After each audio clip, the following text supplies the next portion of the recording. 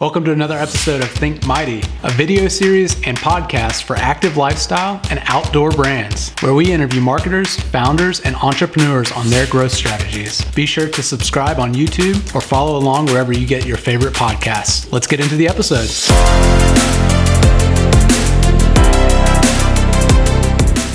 Hey Chase, welcome to the show.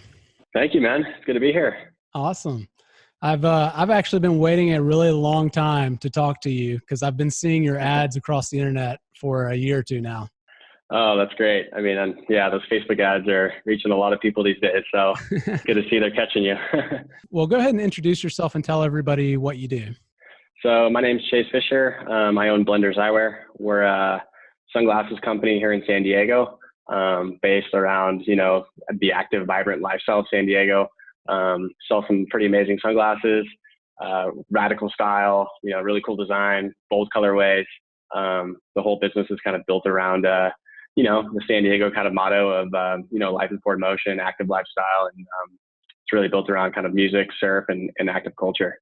I'm sure a lot of people just like me have been seeing, your brand across the internet. But I'd like to go back. I want to start with, where were you before Blenders? What were you doing before you got into Blenders?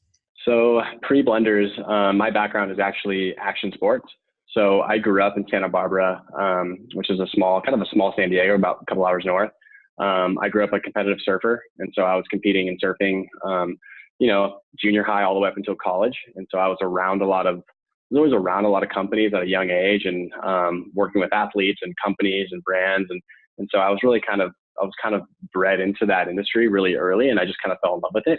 So my background really kind of traces all the way back to, early action sports days.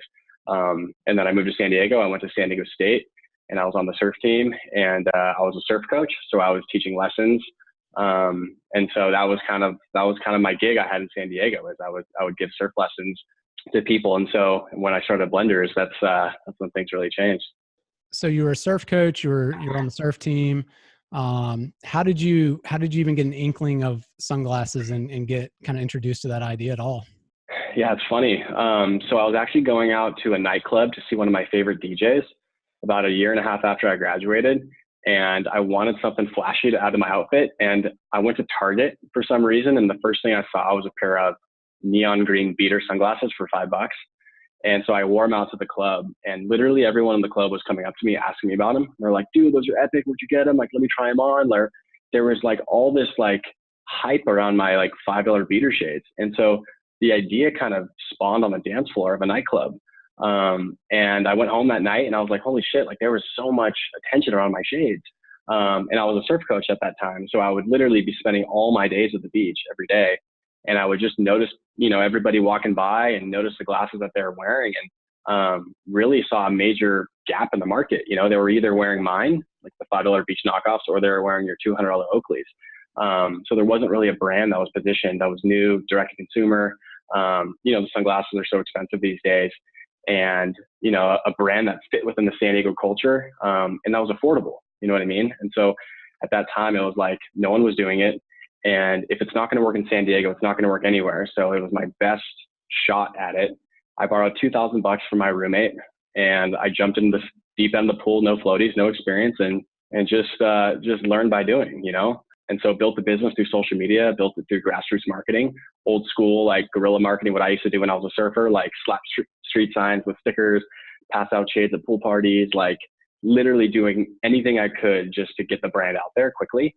And so, yeah, that just kind of parlayed into, the whole rise in Instagram and social media. That's crazy. So from the night at the nightclub on the dance floor to your first style, your first SKU, what was the timeline of that? Boy, that was almost a year. So, I had the idea in April of 2011, and then we didn't really launch a product until March of 2012. And so when it came down to actually producing the product and getting it made, I was like, oh, that's going to be easy. We'll be able to do that quickly. And that's what took the longest. And so kind of hyping up the brand early on was easy, but we didn't have any product to sell. So I would put out designs on Facebook, and started feeding to see if there was demand, and we were getting a lot of interest early. And so that really kind of solidified us to be okay, we have something here. Let's actually go and try to manufacture it. Oh, very cool. So you were kind of testing your styles way before you were even thinking about manufacturing them.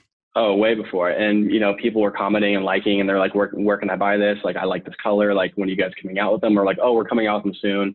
Soon became like 3 months, then 5 months. Then like, it became like, okay, like we got to actually figure this out.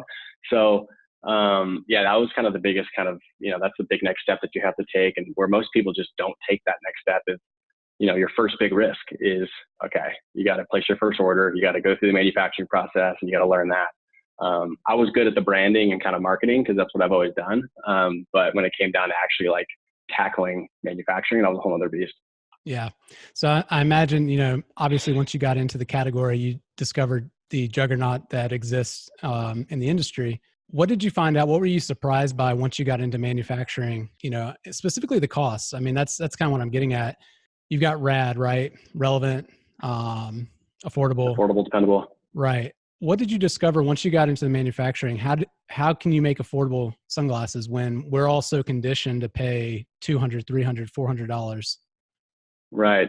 Well, that's the overarching misconception with the eyewear market, and that's what I really learned about doing more research into this. And, that led me to kind of discover that, the whole Goliath of Luxottica, they own the industry. They own over 80% of the market. Brand inflation is at an all-time high, and all the brands that people are accustomed to loving are all made in one factory by one company, and they own everything. And I had no idea. I literally had no idea. And so products that we were making were in the same realm of what they were making, but they were just charging so much more for it. And so when I started to learn the cost of things, I was like, okay, like our first, what we really wanted to do at the beginning was manufacture in the US, but it was just impossible at that price point. And then so we looked overseas, and I, took a swing at a wild pitch with the factory and was able to negotiate our pricing to where it made sense, and ordered 300 pairs of sunglasses. And that was our first initial order. And so that's a whole nother beast. You're talking language barriers, you're talking different currencies, you're talking all kinds of different things. And I didn't know anything about sunglasses, anything about what the manufacturing process really looked like, or how it really went down in terms of manufacturing timelines too. I mean, it took 90 to 120 days for these things to get made, and I was just like, there's no way. So you kind of open the hood and you realize, okay, this is a bigger beast than I thought. But you had to just keep going, That's awesome. So when you got into manufacturing and, you kind of had a strength in marketing and branding, did you discover the RAD sort of mission before, or once you got under the hood and realized, hey, I could bring something to market that's affordable and still really stylish and cool? Well, I mean, we really wanted something flashy, and we really wanted something that was vibrant and unique. I mean, I'm a bright colored guy. I wear a lot of crazy colors. I've always been that way. And so we really wanted a product that was different from everyone else's, that really like felt like San Diego. And San Diego is such an influential, vibrant lifestyle of California culture. Like, this is where a lot of things kind of transpire. There's a lot of influence. And so we really wanted something that represented that. And so we used our colors and our bold design to kind of depict that, and come up with stuff that was going to be show-stopping eyewear that you would see on the streets and be like, holy smokes, like what is that guy wearing, or what's that girl wearing? Like, that was the goal. Like, we want to push you outside your comfort zone, and we want to make stuff that we think is cool, and that's going to be a conversation starter, and that, that's going to be really just fun and different and vibrant. Okay. So you've made your sunglasses, you've got them in San Diego. You've been for months testing styles, building up an audience. How did you guys finally launch? So we launched I went to San Diego State. And so we launched at the San Diego State Entrepreneur Fair. It was, I mean, I remember it clear as day. Like, I brought all 300 pairs of shades thinking I was going to sell literally all 300 pairs of shades. Like, all right, we got everything. We got the brand. We're young. We're overly confident. Let's go crush it. It's day one. And we show up to the booth, 300 pairs of sunglasses. I literally thought I was going to sell all 300. I'm not kidding. I sold 10 pairs that day. And my business partner and I at the time, like, he was a kayak instructor, I was a surf instructor, and we walked back, and we drove back to our house, and we're like, well, we tried. It looks like we're going back to surf lessons and kayak lessons. It was a good shot. And it was just our first kind of like punch in the gut as an entrepreneur. You're just kind of like really humbled and, brought down to earth when you're young and you're overly confident. So from that point on, we just knew it was going to be a grind and it was going to be a lot of work. And if this was going to happen, it's going to take 5, 6, 7 years for this thing to really kind of materialize. And so, most people would quit at that point, but we just hunkered down and figured out, okay, let's just, we didn't have any money. We started from literally nothing. So you kind of have to be resourceful in a sense of literally face-to-face interactions, getting out there, meeting people, pushing the brand. Yeah, it was a lot of just, me getting out there and pushing it to get traction. Yeah. I mean, you come from the surf industry and you were a sponsored athlete, right? Yep. So you could get out there, get out in the community, the surf community specifically. And it's funny because although you are direct to consumer over the internet, you still have to get out there face to face, right? And promote your brand and meet people and put a face with the product. Totally. I mean, that's what it comes down to when you're starting out and you don't have any traffic to your website. Like, you can have the most amazing website in the world, but if no one's going to it, it doesn't matter, So at that point, it's, in order to get traction online, you really got to build it offline, face to face and passing out sunglasses, tagging street signs with stickers and, networking as much as you can. And so that kind of was, I was able to build some traction that way in San Diego in the local community. And when Instagram and Facebook started kind of picking up steam, we, resorted our grassroots efforts to Instagram. And then that's when things really just kind of, we just opened up a whole new world a lot faster. So let's talk about that. So you kind of had a slow start. You're a little optimistic. How long until the Instagram traction started? How long did it take before you guys kind of felt like, okay, we've got something here, and it started to kind of grow?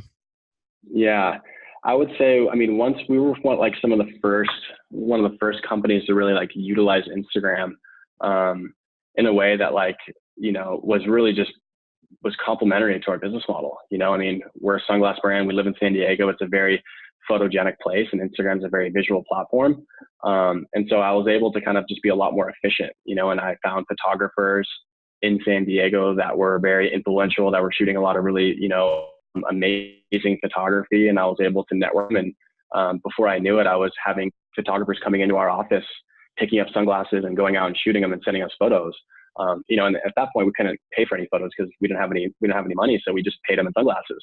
And so we're like, we'll give you guys shades. You won't have to buy sunglasses again, but, can you send us your photos? We'd love to repost. And of course we're going to tag you guys. So, it was early adoption, and they were local. We were local. They were like, dude, this is awesome. Like, we want to support you. And so it was just kind of like, it was, real relationships kind of built through Instagram. Locally. And then we started kind of sponsoring Instagram meetups where photographers would come and they would, 15 of the most influential photographers in San Diego would come and meet. And I would show up with a backpack of shades and pass out the glasses, and they would go and, they're shooting all these cool photos at the beach. And so they would just grab some shades and take some photos. And before we knew it, we had really amazing photography, just endless amounts of it. And so that's when we started to see, okay, the brand was visually starting to take place. We're starting to kind of have a look and a feel. And then that was just built from there. And then we kept, building on that. And so at this point in time, who all was involved? Was it still you and your roommate, or you and one other person? Yeah, it was me and my business partner at the time. So he was like more of a designer, and I was more like the front end marketing brand guy. So we were just kind of hustling as hard as we could. And so at what point did you guys reach a point where you're like, we have a company, we need more people, we need more space, sort of that next level? I would say once we built up our Instagram following, to 15, 20, 30K, we started placing larger orders. We started working with, we started collaborating with DJs, and our sunglasses started to appear on, more, targeted influencers in the San Diego community. I was really starting to see the brand kind of take shape. And then when we started really doing paid media, that was when we were able to drive traffic to our website. We were getting over 10 orders a day, which at the time seemed like insane amounts. Seeing those little wins along the way kind of really helped push you further. And so, yeah, there wasn't like one tipping point. It's always a bunch of small single wins that kind of carry you forward. I was looking online and, I found that you guys are distributed in a lot of retailers as well. Because in my mind, I think of you as a direct-to-consumer online brand, but you are in physical brick and mortars or on at least on other websites. And so I'm curious to get your take on how you see the future of retail playing out, because I mean, you were born online. You're kind of the opposite of the legacy retailer, and you've done very well for your brand and your company. So I'd like your take on how do you see the future of retail and brands? Totally. Well, just to take a step back, I mean, we tried to start online, right? And then it was hard to build our online presence because to drive traffic is really difficult. So we went the same road as everyone else. We went down the trade show road and the traditional wholesale road of like, okay, let's sign up for trade shows. Let's do the whole circuit. And then we realized really quickly, like that was very capital intensive. It was extremely hamstringing on our margins. You're dealing with a bunch of different stores. And so that really didn't work for us, but that was the determining factor to say, okay, let's dump this and let's just focus solely online. You can run it with a smaller staff. You can, your cash isn't tied up in all these terms that you have to work with the buyers. And so at that point, we were like committed to just going online. And so we were able to really just like shift the whole business to online. Now we're 99% online. And for us, I think the future of retail is our own stores. And so we just opened up a store here in San Diego, which is right next to our office. And we're seeing a huge uptick from people walking in, from interest that we've had since day one of people walking in from our office with the photographers, which is other people that have heard about it. So the brand was built on face-to-face interaction, right? And I think the future of retail for e-commerce brands, if you've been able to establish yourself and you haven't littered yourself in, tons of stores throughout the US, then you have a really bright future opening up your own stores. And so that for me is really exciting because, they're saying by 2020, 30% of retail is going to be experiential shopping. And that's like small pop-up stores. Those are, controlled experiences. And so that's exciting because we're seeing really good results with ours right now. That brings up a good point. One of the quotes I found that you said was about, you need good content and good customer experiences to survive, basically. How are you guys designing experiences, especially now that you have physical presence in the market? Yeah, it's like our retail stores become sort of the benchmark to how we do all of our branding, really. I mean, it models the website. It feels, it's the heart, it's the emotion, it's the enthusiasm of the brand. And what cooler place to do that than have your own store? Like you can only convey a certain amount of emotion online. You can't see your customer smile. You can't really empathize with them as much as you can, but in-person interactions, like they remember how you make them feel. And so in our store, we're able to really just, own that and really personalize and develop relationships. And it's a much more intimate environment, but a lot cooler too, because, like you walk into a sunglass hut and you want to fall asleep. And then you come into our store and you're like, wow, this place is rad. Like music's on, it smells good. The girls are all vibey and it feels like San Diego in a nutshell, and that's the goal. That's a great comparison, because that's, I have been in a sunglass hut, although I haven't been in one of your stores, but you're right. You walk into a sunglass hut and it's very sterile and kind of like the person's behind the counter and doesn't really greet you. And so it's a very different experience than what you just described. Definitely. And I think that's what it comes down to, it just creates an opportunity for us to, say, hey, like a much more bold statement than, hey, here's our product.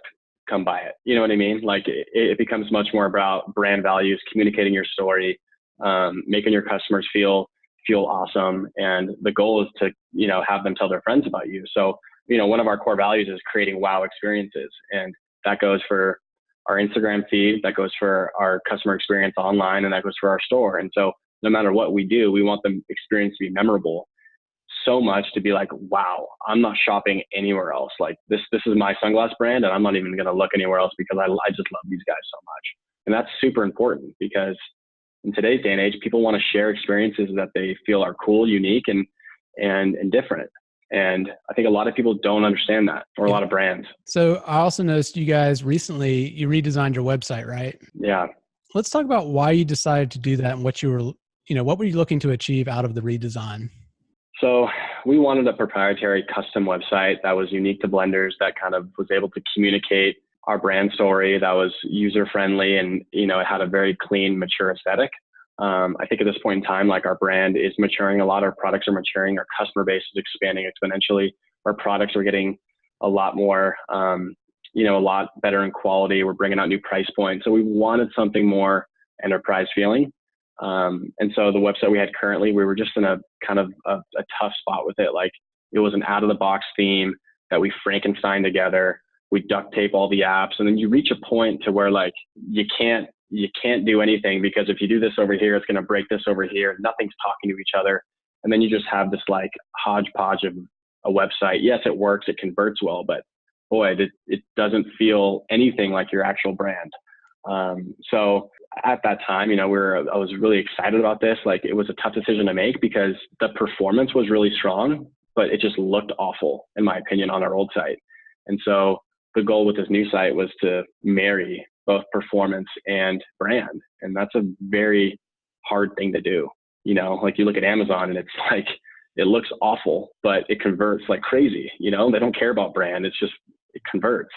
Where like, I care about brand. It's important to me how it looks and stuff. So it's a tough balance to make sure you can kind of get both of those components down. But yeah, it's great. That's a great, I'm sure you have a lot of internal conflict with yourself having that conversation in your head, right? Yeah. Well, and I'm also looking at the website 500 million times a day. Like, I want to look at something that's good, So like, yeah, it's you don't want it to be an eyesore. What was sort of the life cycle of your website? Where did you guys start? So, up until this last website, we were doing the same thing that we've been doing since day one. We started on Shopify.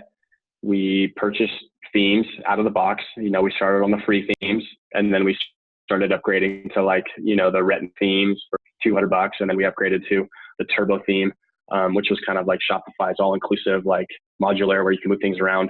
It was fast. You were able to plug in apps, and then we Frankenstein that. And then we kind of ran into a wall with that. And then we're like, okay, like, now it's time to create our own website with our own needs.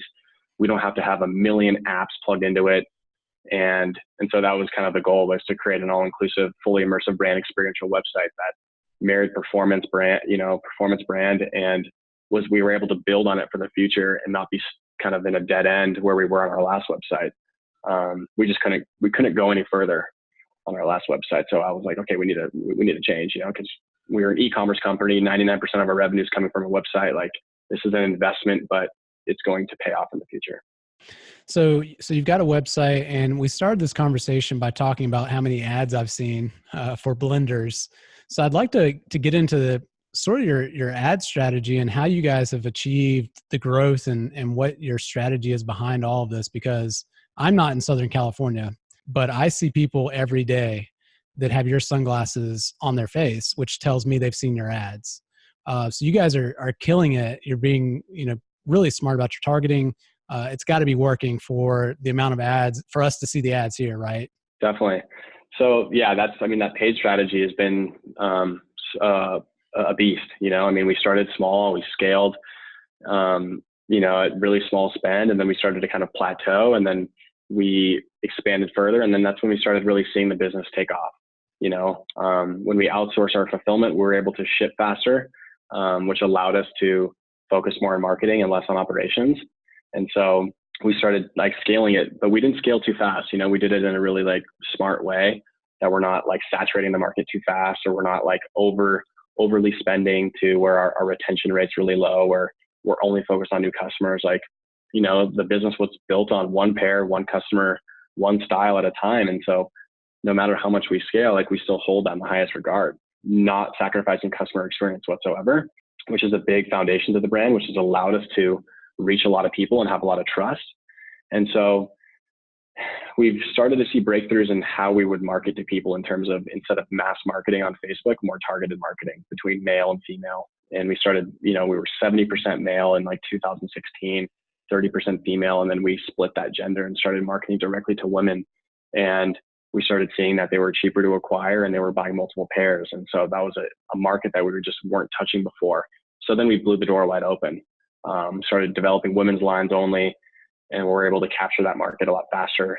And, the agency that we're with really helped us kind of scale that spend strategically. And so, yeah, it's just, now it's about just being innovative and being really, really, on it when it comes to your creative, because that's everything. We were looking at our analytics last week, and, our reach from last year was like 275 million people. And so there's like 330 million or 20 million people that live in the US. And so it's like a third of the population has seen a Blenders ad, which is nuts. So sometimes you forget when you're behind a screen all day, like millions of people are seeing these things, it's easy to forget when you run an e-com brand because you're just in front of the screen the whole time, Right. So how did you guys start when you started putting money into paid media and paid advertising? Were you guys doing that in-house? We weren't doing it in-house. The Facebook ad bidding process and the back end of it was like a calculus equation that I just was not trying to figure out myself, nor did I want to, you know what I mean? And so we tested a few agencies at the beginning, got burned as most brands do. We didn't know, we never worked with agencies before. So, and then we found a really good agency that helped us kind of, build up our spend slowly. And I think what it comes down to is you've got to really be prepared to lose before you make money on Facebook, especially. Like you can't go into it knowing that, okay, you're going to spend $10,000 and get $30,000 back. Like it just doesn't work that way. So you've got to be prepared to lose money before you can make money.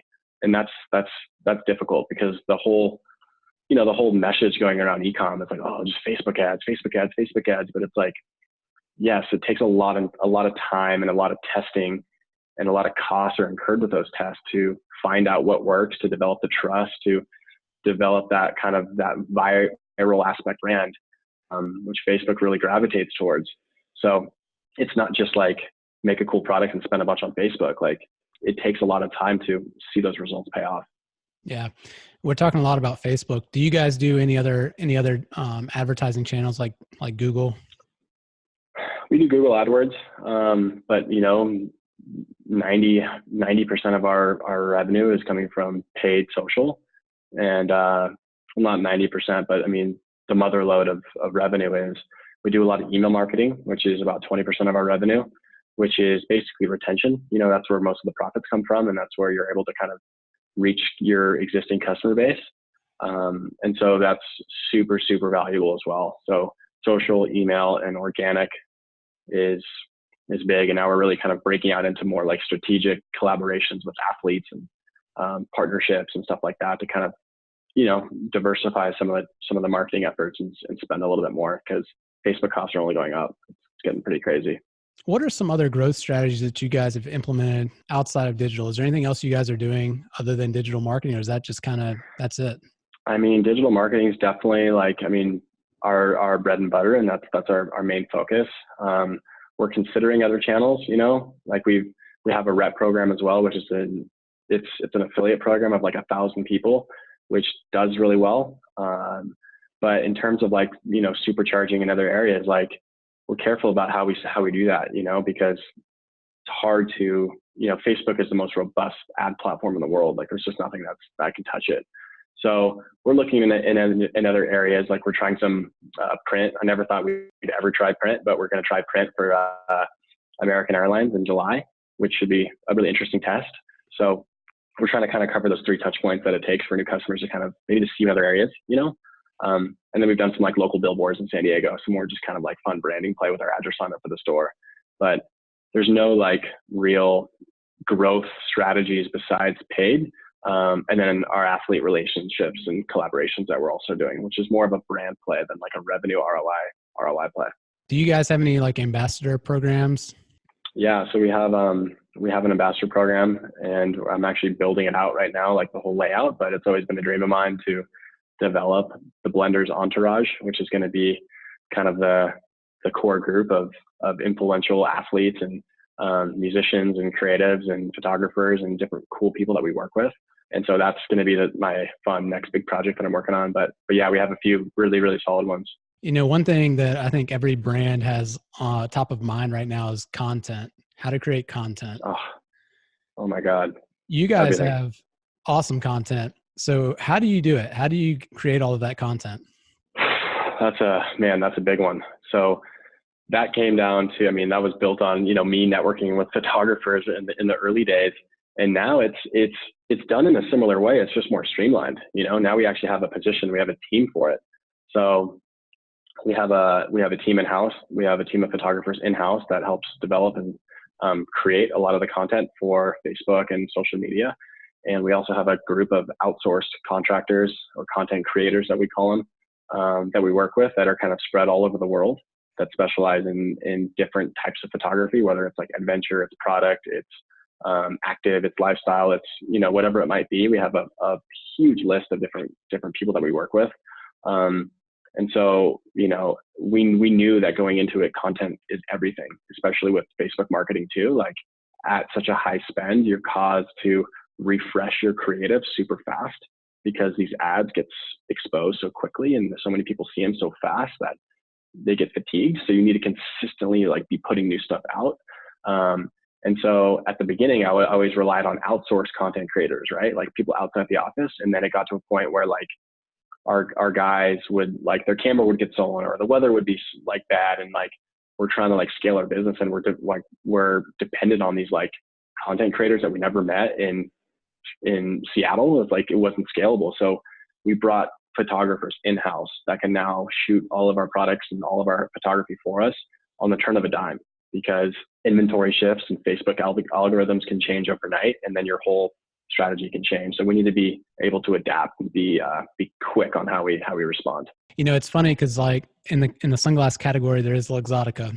And, I think from the outside looking in, you think, oh my goodness, how would you ever compete with such a behemoth? But you kind of have the advantage. And I see other sunglass brands out there who are doing this, and the agility and the ability to move quickly and make your own content and open a pop-up shop. It's kind of like maybe it's your time. It's the time for these smaller brands to come up and take the market share back. Yeah. I mean, absolutely. Like bottom line is consumers are smart now. They know that they don't need to overpay for something if they don't have to. They know there's better options. They know that, sunglasses in general, like are overpriced. And that message has been just like tormented through the industry by so many like sunglass brands. And like, that's also kind of a tough thing too. It's because it's like, everyone has that same message of like, oh, sunglasses are so expensive. Like, so there's gotta be better options. Like here's, you know what I mean? But these brands just fall off because they're not authentic and they're not real to their message and they're not real to their brand. And so I think for us, it's just like, we knew that brand was going to win in the end. And the more we stayed authentic and we were transparent and we were truthful about who we are and what we stood for, that was going to be what carried us.